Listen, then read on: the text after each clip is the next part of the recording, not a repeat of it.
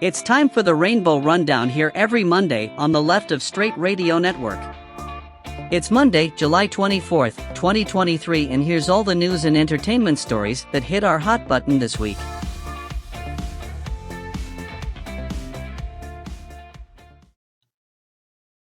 Alrighty, everyone. Welcome to this week's Rainbow Rundown right here on the Left of Str8 Show. It's the week of July 24th, right in the middle of summer. There's a heat wave still going on in the southern U.S. states here. I'm your host, as always, Scott Fullerton, where I talk about all the top news entertainment stories that hit my hot button over the last week and what's coming up in the weeks ahead here. So sit back, relax, and let's get started, shall we? First thing I want to talk about today, we're going to talk a little sports ball, which is not my forte, as I'm sure you can tell. But we do have some serious sports ball news to talk about last week. The Jacksonville Jaguars, which I believe is a football sports ball team, if I'm not mistaken.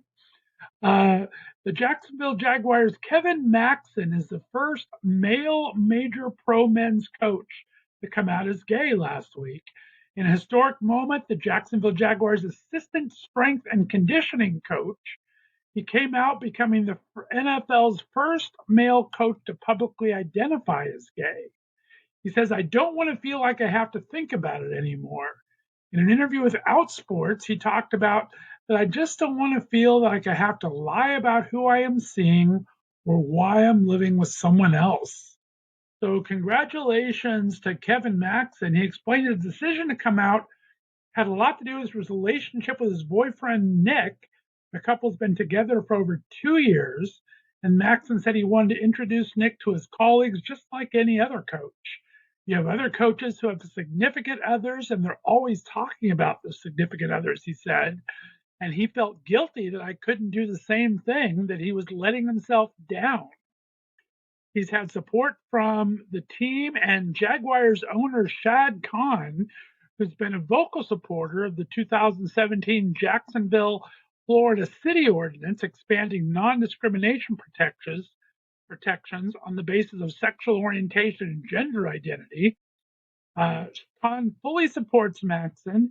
He says, "Kevin is a Jacksonville Jaguar through and through and a key member of our football team and community. I look forward to seeing Kevin next week at training camp, and I hope that he comes to work each day during camp and through the season feeling confident, free, and at peace. I know our players and staff feel the same for him." So great news. Congratulations again, Kevin Maxen of the Jacksonville Jaguars. He is their strength and conditioning coach and came out as gay this week. So congratulations on him. All right, next thing I thought was interesting. You all know I'm from Southern California, so I kind of pay attention to what's going on back home there.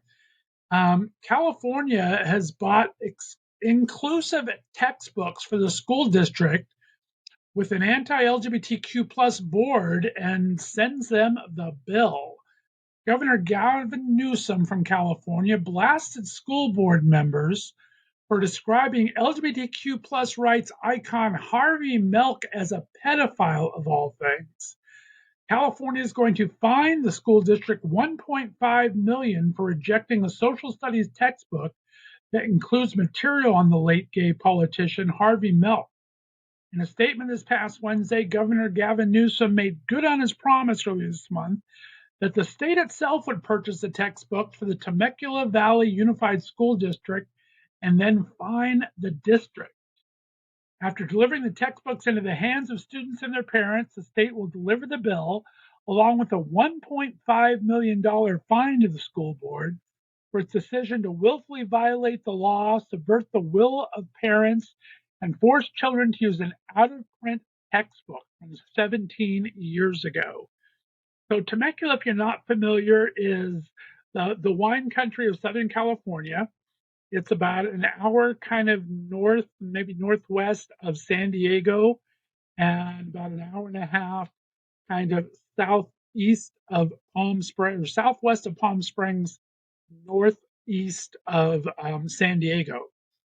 And Earlier this year, the Temecula Valley School Board rejected the purchase of the new elementary school text level books and all the associated teaching materials.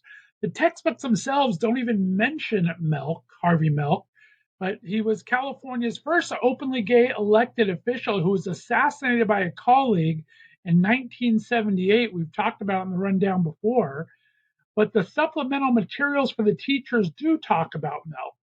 During the May 16th meeting, in which the board voted 3-2 to reject the textbooks, 2 board members described Milk as a pedophile.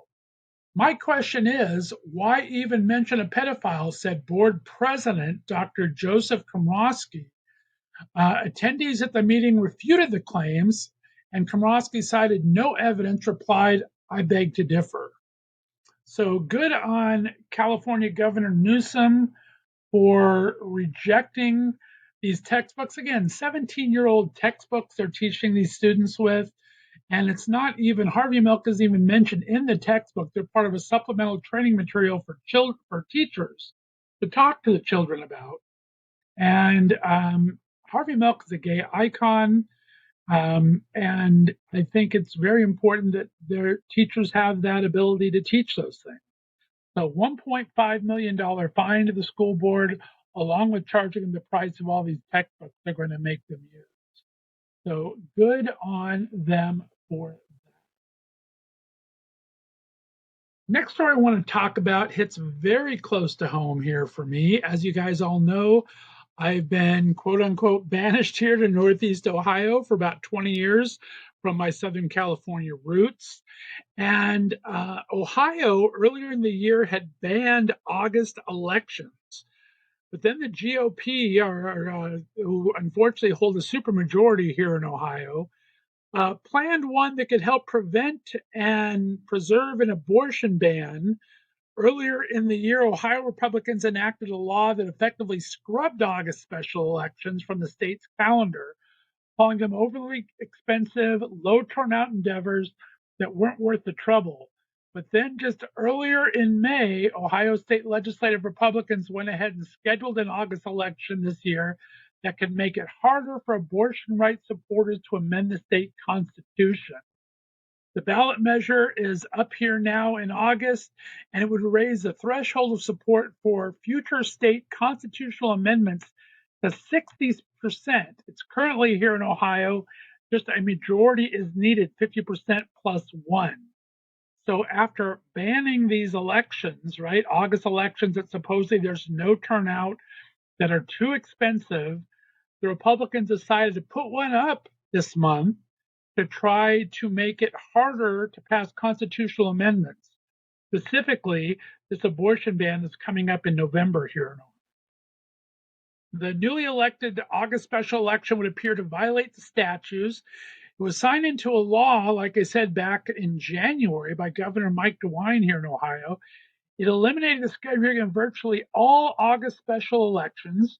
Supporters of the law not only included the governor, but also Ohio's Republican Secretary of State, Frank LaRose. He said that holding August special elections wasn't worth the tens of millions of dollars in cost. He says the necessary off-cycle elections aren't good for taxpayers, election officials, or the civic health of our state. It's time for them to go.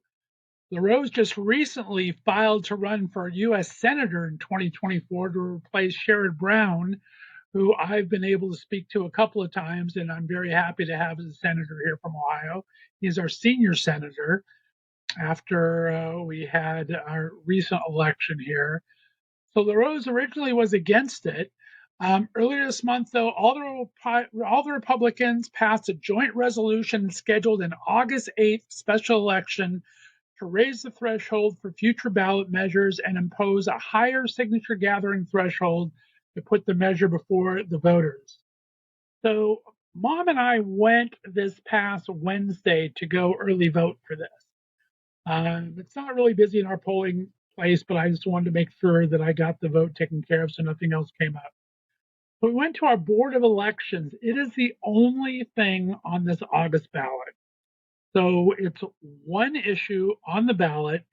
When we went to the Board of Elections for our area here, for our county in Ohio, There was 10 people working, and it literally, the ballot printed out this big. Okay, there was barely anything on the ballot saying yes or no to amend the Constitution, so you need to pass any future things for 60%. So it's exactly as the Republicans said back in January, that these August special elections are ridiculous. They thwart voter turnout. The good thing is, right now it's looking like the majority is against it. I think the latest poll had 62% of Ohioans against the measure. So that gives me some kind of sigh of relief and makes me a little happy about it.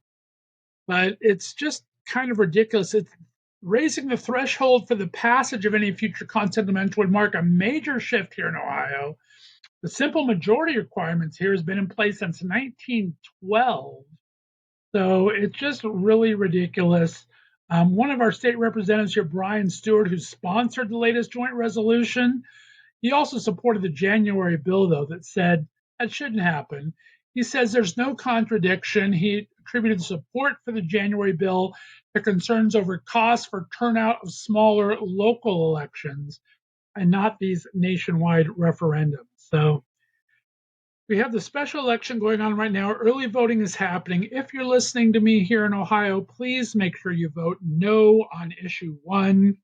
It is trying to change the state constitution from a mere 50% plus 1 to pass at anything to a 60% threshold right before this November election coming up, where they have trying to make abortion illegal across the state, and it would take 60% of Ohioans to not pass that measure. So very frustrating for me in Ohio, but Mom and I did our part and went to vote this week. So that's taken care of. So I'm very happy about that. What else do we have that's not entertainment news?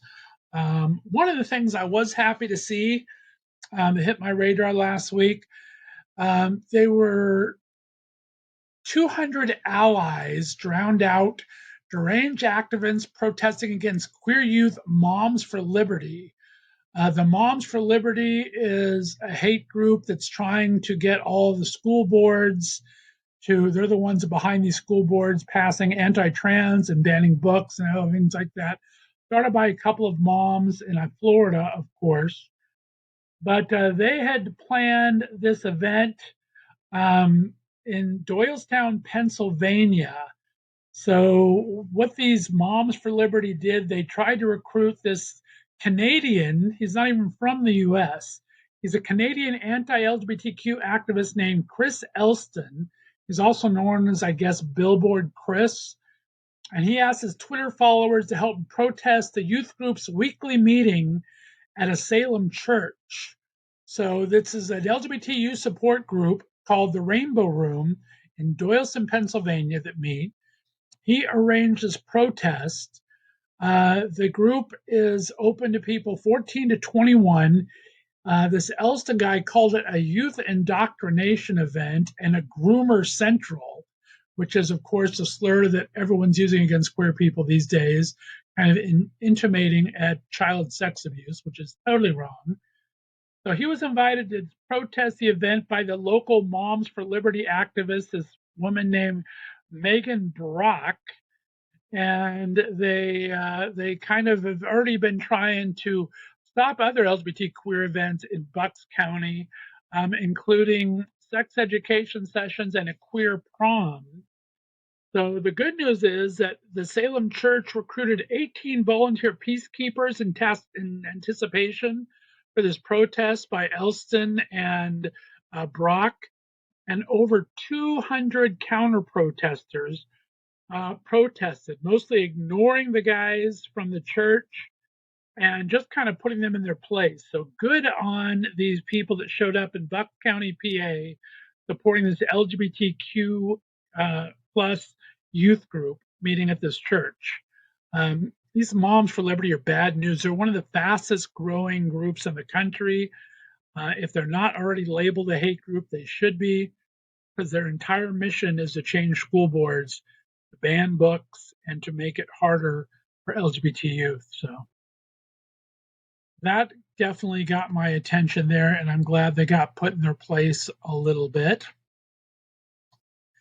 Next item up, believe it or not, Grindr, the very popular app for gay males here, the employees of Grindr voted to unionize amid rise in the anti-LGBTQ legislation that's happening in the world, all the tech layoffs going on. In a press release to the labor union Communications Workers of America, CWA, the employees said that a supermajority of workers at the company had announced the creation of Grindr United with the CWA.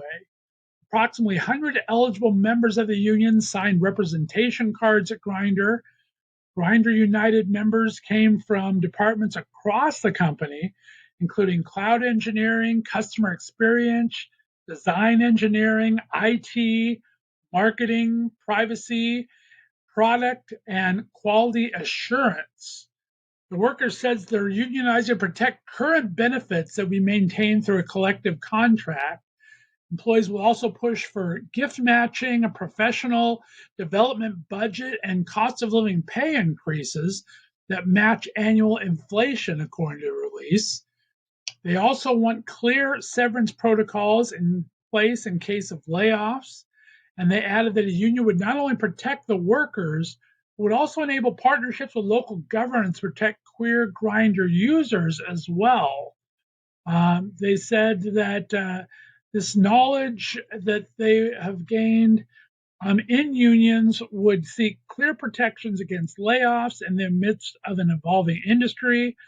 Lastly, they want to foster a workplace where everyone can speak up without fear of retaliation and find opportunities for career growth together. So they're committed to creating a stronger, more inclusive Grindr for workers and users. I thought that's very interesting. I mean, labor, I've always been very pro labor here. There is a lot of stuff happening in the tech um, field these days. There's a lot of LGBT backlash for things. So this just creates a little bit of protection for them. In the announcement, the grinders also point toward the company's new CEO, George Arison, who took helm of the team in October.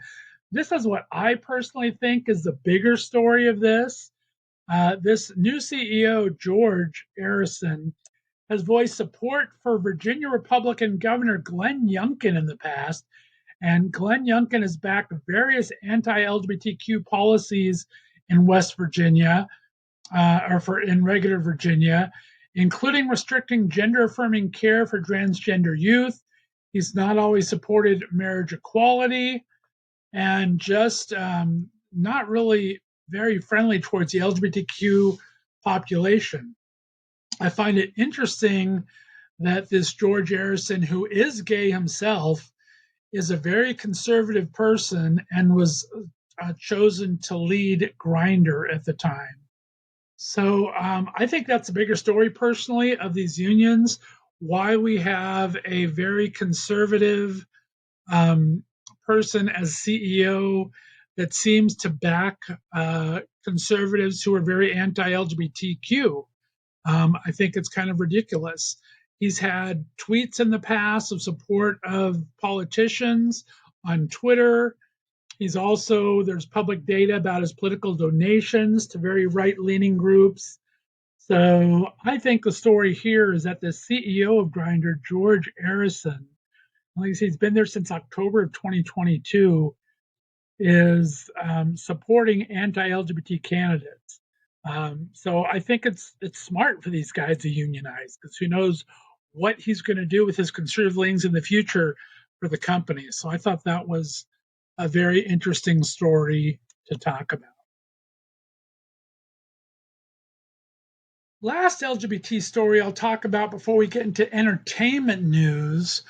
A gentleman named Spencer Hodison has created a new product called Gay Water. What is Gay Water? Well, it all started out with a drink order and a quip. He was out to dinner with one of his girlfriends and ordered a vodka soda and asked this girl if she's ever heard of the term gay water. Her response gave the inspiration needed, and she said she thought so But even if she hadn't, she would have guessed it. Gays love to drink. They don't like putting calories laden drinks out while they're out in the town. So vodka soda comes in. It's usually a lower calorie drink when we go out. It has more alcohol content and basically nothing else. So Huddleston created Gay Water, trademarked the moniker, and 18 months later, Gay Water is now on store shelves and can be shipped to more than 30 states. Now, I got to be honest, this has been on my radar for a while now. I actually reached out to their mailing address to try to get this Spencer Hodison on the Left of Str8 Show to talk about this. No response whatsoever. So I'm not really impressed with his response to consumers. He is starting to give advertising and press releases now. But when I first saw this story, I think I saw him on TikTok or something like that, Instagram maybe. And he's very prolific in both those. I thought, wow, this is an interesting idea. I'd love to have him on the show to talk about it, and dead silence from him. So all of a sudden, now he's promoting it. We'll see what happens. The idea, Huddleston says, is there's not a ton of businesses out there with gay in the title. He says that in its core definition, gay means happy, which I know sounds kind of cliche, but gay and queer people are happy and just trying to live their lives. Gay water is unapologetically gay. It's hard to stand out now in the $2.2 billion can cocktail industry, but Spencer is counting on two things: an eye popping neon design for his can and a real connection with his customers. So hopefully, have a better connection with his customers than he did with the media with me early on. He wants to put the product out in traditional spaces, put the word gay out there because that's the most pervasive form of representation. He said, having the word out there, confronting people who may be living in their bubble. So I'm all about him getting a product out there. I wish him all the success in the world. Like I said, I had a very sour taste in my mouth when he wouldn't even respond back to his email that he had. But he's doing something right, guys. I mean, he's huge on. He has 80,000 followers, I think, on TikTok. He's got 12,000 on Instagram. He's got 80,000 on his personal Twitter page. I mean, those numbers are huge for Gay Water's target demo. I think that he posts every week. It's kind of like gay Twitter and gay TikTok roundups for those that want to catch up on the product. So he's doing things smart. I don't think that other brands really capture the brand as well as he's starting to do. I just hope that he really reaches out to the community a little more and it goes out. We'll see what happens in the future. So it's been very much him centric, talking about the product. I do love the packaging of the product. I'm not a drinker, so I can't tell you how popular vodka soda is, but I guess it seems to be very popular in the community. I do like his packaging, so I wish this Spencer Hodison very well. If you've not seen it yet, like I said, it's coming to 30 states right out of the game. So if you are a vodka soda user, if you're a gay canned beverage user, I mean, we have White Claw out there and so many other things right now. Be sure to check out the product and see what it is. I'm going to keep trying to get him on the show. We'll see what happens with it, but I just think that's an interesting product to have out there. It is blatantly out and gay, and so good for him on getting it out there, and we'll see what happens, how the company goes from here. So very, very cool for him. All right, guys, let's go ahead and jump into entertainment news and wrap this up for the week. Got to lead with renowned singer Tony Bennett passing away Friday. Tony Bennett was 96 years old, known for his solo hits along with duets with people like Lady Gaga, Amy Winehouse. He passed away at his home in New York City. Of course, we found out a couple years ago he's been dealing with Alzheimer's. I don't know if any of you guys saw it, but Lady Gaga and him had a fantastic 95th birthday celebration on television last year. So he's been battling with Alzheimer's since 2016. 96 years old, like I said, born in August in 1926. He was a fantastic, what they call great saloon singer of the 20th century. He's released more than 70 albums, bringing 19 competitive Grammys. All but two of the Grammys he won after he reached his 60s. He had a huge renaissance a couple decades back. He enjoyed a huge affection from fans and fellow artists. In his queer representation, one of his best known songs, I Left My Heart in San Francisco, was reportedly written by a gay couple, George Corey and Douglas Cross, after the couple moved to New York City. At 88, he became the oldest living performer with a #1 album. He scored that achievement in 2014 with his duet album with Lady Gaga, Cheek to Cheek. In 1994, he appeared on MTV Unplugged with lesbian singer-songwriter Katie Lang and Elvis Costello. So the album from the show, Tony Bennett, MTV Unplugged, won 2 Grammys, including Album of the Year. So, I mean, this is an icon and a great singer who passed away and was very LGBTQ friendly. So huge loss in the entertainment community. Lived a good life at 96 years old. Sorry to hear about his Alzheimer back in 2016, but just an amazing entertainer. So long to Tony Bennett, and we'll keep you, rest of your family, in our thoughts. All right, friends, are we ready? Let's go to the movies, shall we? Conservatives are losing their minds over the Barbie movie, calling it psychological grooming. One male right wing pundit said that the movie should have stuck to what made Barbie successful in the first place: childbearing and homemaking. Of course, the movie is based on the iconic Mattel doll, starring Margot Robbie as Barbie, Ryan Gosling as one of the many Kens. The comedy follows the iconic doll as she travels from the fantastical Barbie land to the real world, and all the problems that kind of happen from there. I mean, it's a great ensemble cast. It has Issa Rae, America Ferrera, Kate McKinnon, Michael Cera, Simu Liu, Helen Mirren, Will Ferrell, just to name a few. I mean, I went and saw it just so you wouldn't have to, but I hope you do. It's a lot of fun movie. I mean, it has some problematic things. I think it was being hailed as this great gay icon movie. There's some gay moments in it, I guess, some alliteration to it, but it's not a clear out queer fest, so to speak. I think it has some queer representation in it, definitely some asides, some definitely wink winks going on. But I would not call this a gay movie whatsoever. It's very much a mainstream movie, and it's becoming hugely successful this weekend.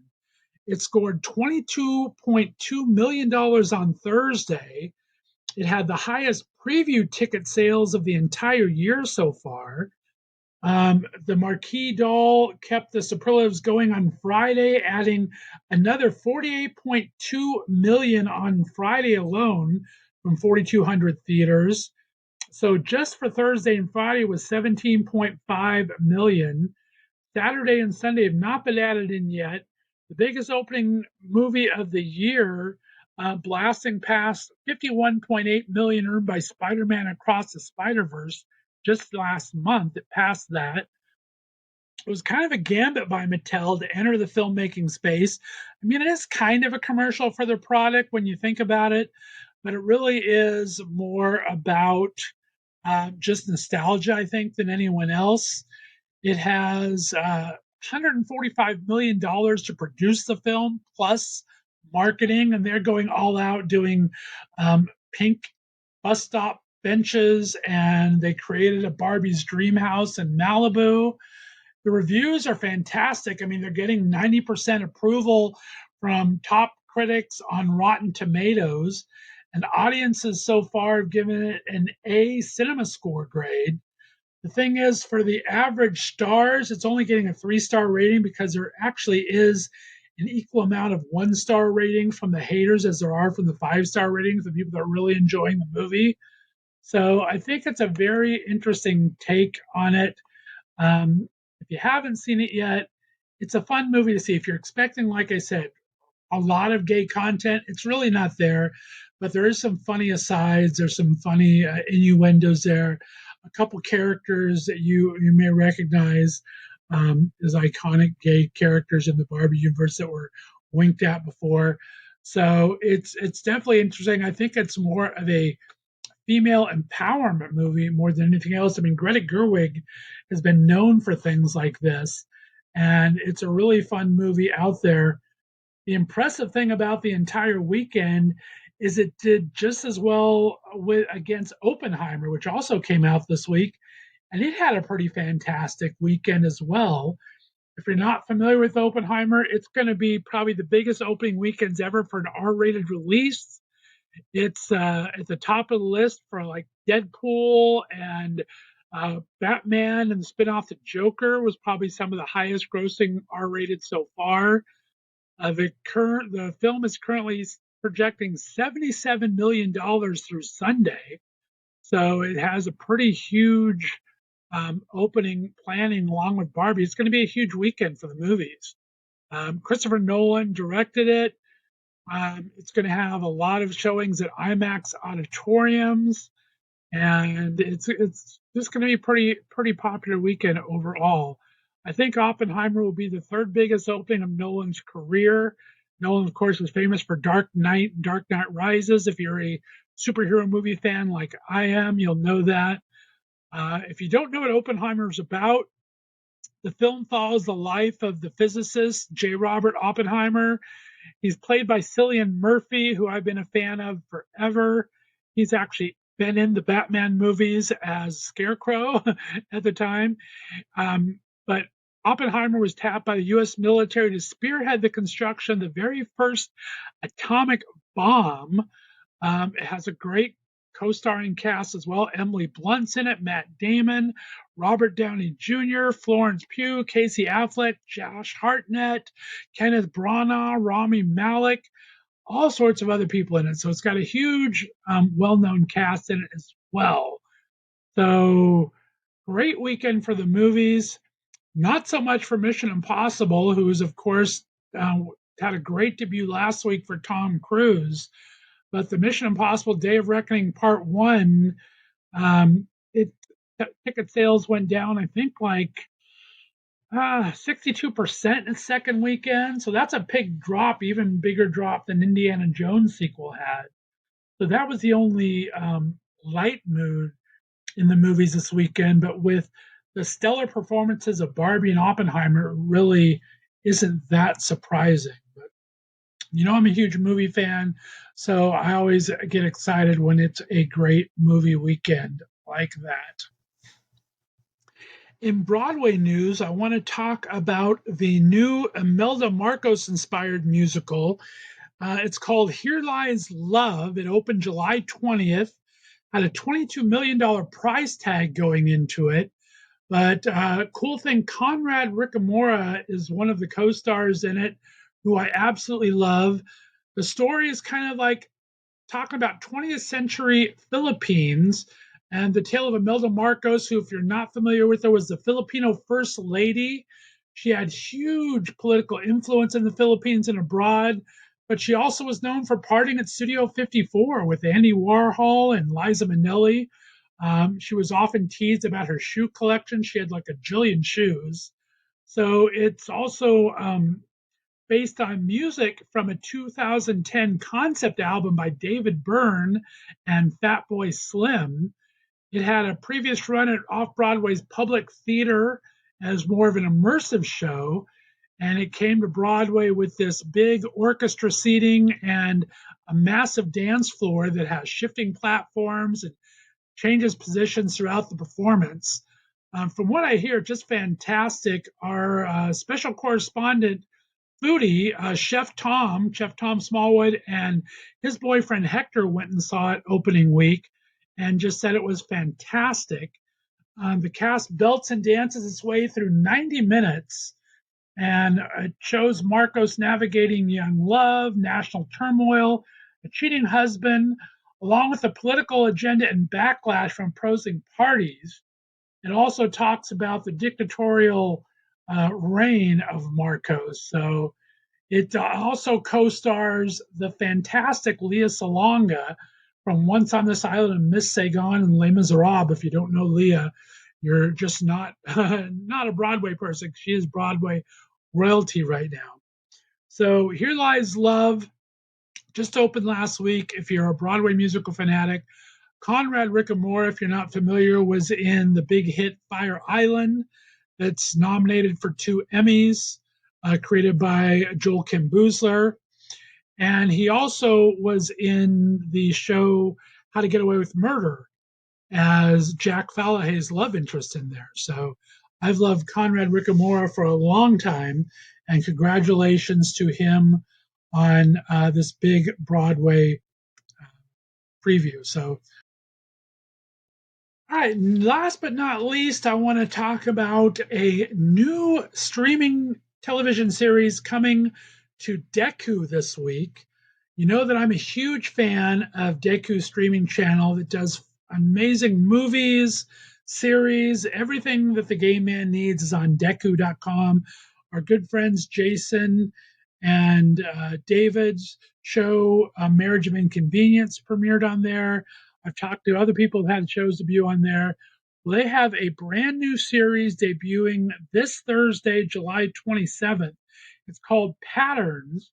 It revolves around kind of a seemingly random assortment of gay men, all with their own perspectives and narratives, but it kind of shares one cinematic universe.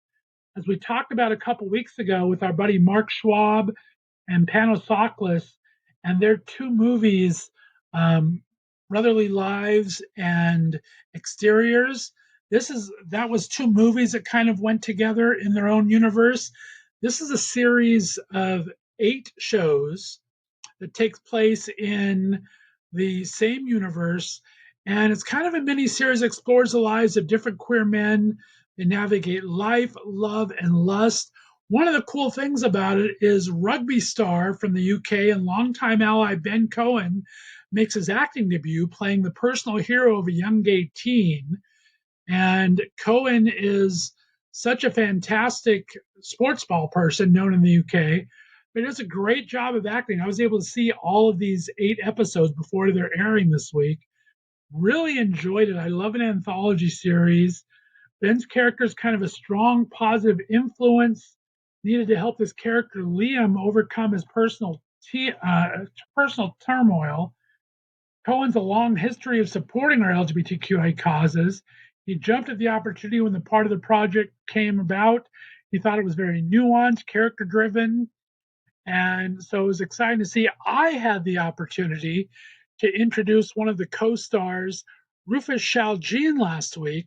I'm trying to carve that into a interview that should come out next week or the week after. We had a heck of an issue. He's in London, England, of course, me being in Ohio, and his call kept being dropped. His video call kept being dropped over and over again. So I'm still trying to get that footage and turn into a decent interview for you. We were able to talk about the series, and Rufus is an up-and-coming actor from the UK.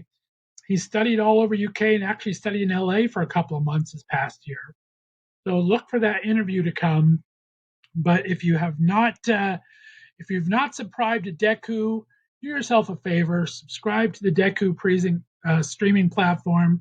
It's spelled Dekkoo. Has amazing gay content on there. And look this Thursday, July 27th, for Patterns to come out on it. It's a series that I was very happy to see. I was very happy to interview the co-star Rufus Shaljean on, and I think you're really going to enjoy this anthology series. So, and that's the last of my stories for this week. I hope you found something in there of interest to you. As I said, they all kind of hit my hot button in one way or the other. This week on the Left of Str8 Show coming up, tomorrow we play 5 questions with Jason Stewart and Mitch Hara from the amazing web series Smothered. So funny. And we're going to do 5 questions with Jeffrey Dicker, an artist and author in West Hollywood that I had an interview with last week. So look for that. Thursday and Friday, we have 2 new interviews for you. And Thursday, I'm very excited to be talking with out and proud non-binary voice artist Marin Miller joins me.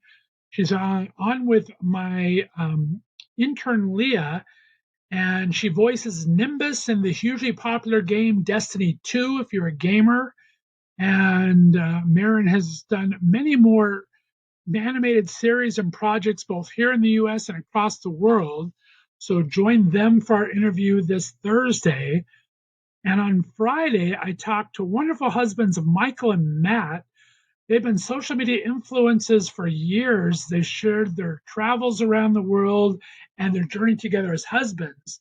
They have a brand new podcast that came out in June called Who's Your Daddy? And it shares their journey they've been having for over a year and a half to become parents. Talks about all the trials, tribulations, victories, and stumbling blocks they've had along the way. It's really a great podcast, and we sat down and had a great interview from their home in Portland, Oregon. So look for that on Friday. I'm very excited for you to see both those interviews. And then a week from this Wednesday, I'm excited to announce I have a brand new podcast coming out. I'm going to be premiering the premiere episode of Bears of a Certain Age. I'm co-hosting with my very good friend Johnny Sheffield from the Queer Centric in Spokane, Washington. We're co-hosting and co-producing the show. We're going to be talking topics that include LGBT news and information for bears of a certain age, 40s, 50s, 60s, and up. We're going to have interviews with prominent personalities of interest, including our very first interview with musician and ex-porn star Colton Ford is our very first interview. We're going to have advice in career and leisure and sexual health. We're going to have humor and special topics. It's going to be a lot of fun, so be sure to tune in for that. Bears of a Certain Age, our brand new podcast starting next Wednesday, August 7th. Be sure to look for it on both ours and the Queer Centric's platform here. So we are excited about that. Johnny and I are recording our very first episodes next week, so it should be a good time had by all. Last thing I'll talk about, and I'll let you go. If you're not currently supporting the Left of Str8 network, we'd really appreciate your help. If you go to our Patreon page, it's www.patreon.com/Left of Str8. You can pledge $3, $8, or $13 a month. Each level gives you certain perks, and it really keeps us on the air. It helps pay for hosting, helps pay for our videos that we do, and finding all this great talent that we find. And if you have the income available, we never want to make a hardship for anyone. But if you go to our Patreon page and support $3, $8, or $13 a month, currently we have one Patreon supporter there, Mark Schwab. Mark, we appreciate you. We hope to have more soon. Again, www.patreon.com/Left of Str8. Check it out. And thank you very much for supporting the Left of Str8 Radio Network. This is another episode of the Left of Str8 Show's Rainbow Rundown. Check for us every Monday here. You can find us on YouTube and streaming on Spotify for video, and then on all of the regular podcast distributors. If you just want to listen in, like iTunes and Google Podcast, Amazon Music, and such. Again, my name is Scott Fullerton. Thanks for tuning into the Rainbow Rundown right here in the Left of Str8 Radio Network. Have a great week, everyone. Bye-bye.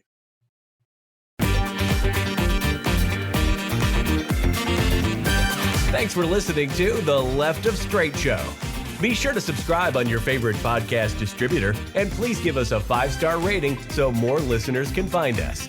You can follow us on social media, and be sure to check out our website, www.leftofstraightradio.com, for contests and other news and information. See you next week.